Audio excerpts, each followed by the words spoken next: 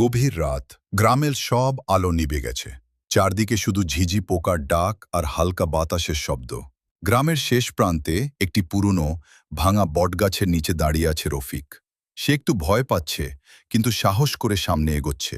রফিকের বন্ধুদের চ্যালেঞ্জ, যদি সত্যি সাহস থাকে তাহলে ওই বটগাছের নিচে গিয়ে 5 মিনিট দাঁড়িয়ে থাক। রফিক মনে মনে বলে, ভূত বলে কিছু নেই, সবই মানুষের ভয়। হঠাৎ একটা ঠান্ডা বাতাস বয়ে গেল। গাছের পাতা কাঁপতে লাগলো। রফিক থেমে গেল। তার কানে ভেসে এলো, কে এসেছে আমার কাছে? রফিক ভয় পেয়ে চারদিকে তাকায়, কিন্তু কাউকে দেখা যায় না। হঠাৎ গাছের ডাল থেকে ধীরে ধীরে নেমে আসছে একটা সাদা কাপড় পরা লম্বা চুলের মেয়ে। মুখটা দেখা যাচ্ছে না, তার পা মাটিতে ছোঁয় না, সে ভাসছে। রফিক কাঁপা গলায় বলে, কে কে তুমি?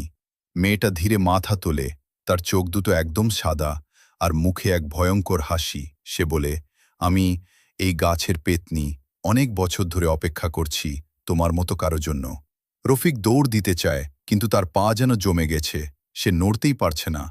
পেতনিটা কাছে এসে বলে, তুমি এসেছ, এখন আর যেতে পারবে না। হঠাৎ চারদিকে অদ্ভুত শব্দ, গাছের ডালগুলো নড়তে থাকে, যেন কেউ হাসছে। রফিক চিৎকার করে, আমাকে ছাড়ো, আমি কিছু করিনি। পেতনিটা ধীরে তার দিকে হাত বাড়ায়।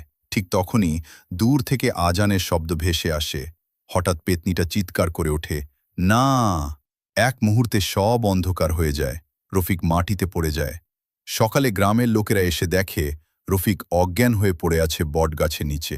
তারপর থেকে রফিক আর কখনো সেই ঘটনার কথা বলতে চায় না, কিন্তু মাঝে মাঝে শেষে শুধু বলে, ওটা এখনো আছে।